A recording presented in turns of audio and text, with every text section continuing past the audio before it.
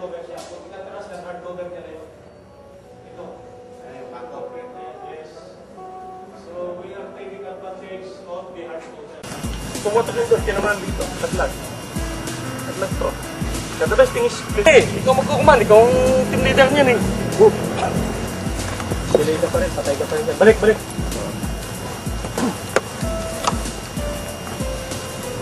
Okay, may explanation kung bakit natin kine-consider yung tactical positioning sa IPP. Halimbawa, bakit mo ginawa ang final assault position dito?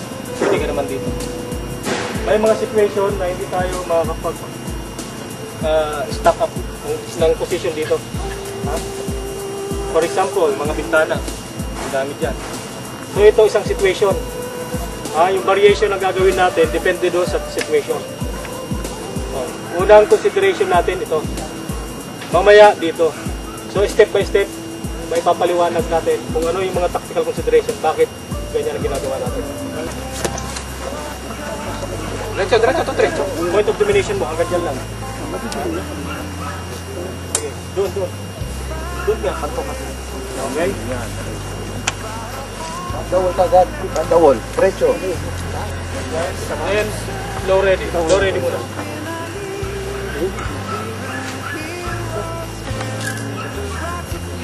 Okay, ganun ka rin. Gumaganong ka, na-i-expose ka agad eh. Yan. And at the same time, ikaw sumusunod ka na ron sa likod niya. Huwag kang may iwan. 2, 3. Kunyari, may hawak akong Dandahan lang. Sige. Hindi, kunyari ako itong number 2. Sige. Okay. Yan, okay. Andito na ako. Andito na siya, di ba? Di ba? Ganun, yun ang sinasabi natin. Sige. At least nakuha nyo. Dandahan lang. Hindi nyo kaya langan magmadali dyan at sumakbo. But as possible, huwag mo ibibigay yung katawan mo dito. Mawawalan pa. Nilalaman mo yung mental panel fire. Pag ganun mo, pero, Suppose ka sa mental panel fire, hindi pa ako kumuha pa. lumayo ka na, dalawa na kayo. Suppose daw, ikukuha na doon yung second.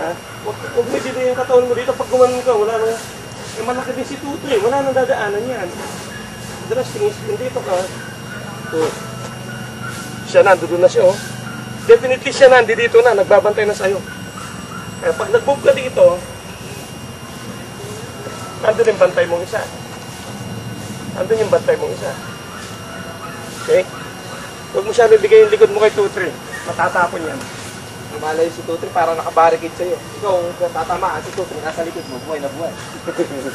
Sasalo lahat, malay, ikaw lang. Okay, explanation. Tactical consideration, fatal panel of fire. Kailangan maunahan mo yung threat. Isipin nyo na may threat dyan. Kaya ka pupunta dyan para maunahan mo siya.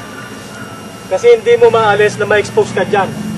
Ang prinsipyo ganito, kailangan huwag kang maputol. Continuous flow of movement na kailangan overwhelming.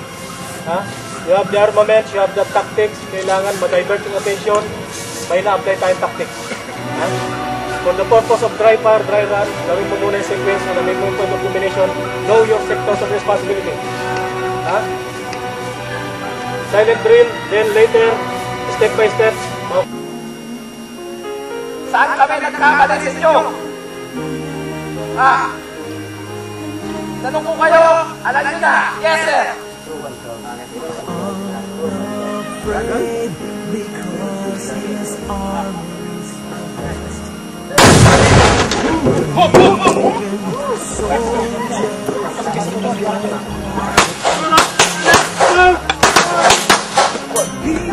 People say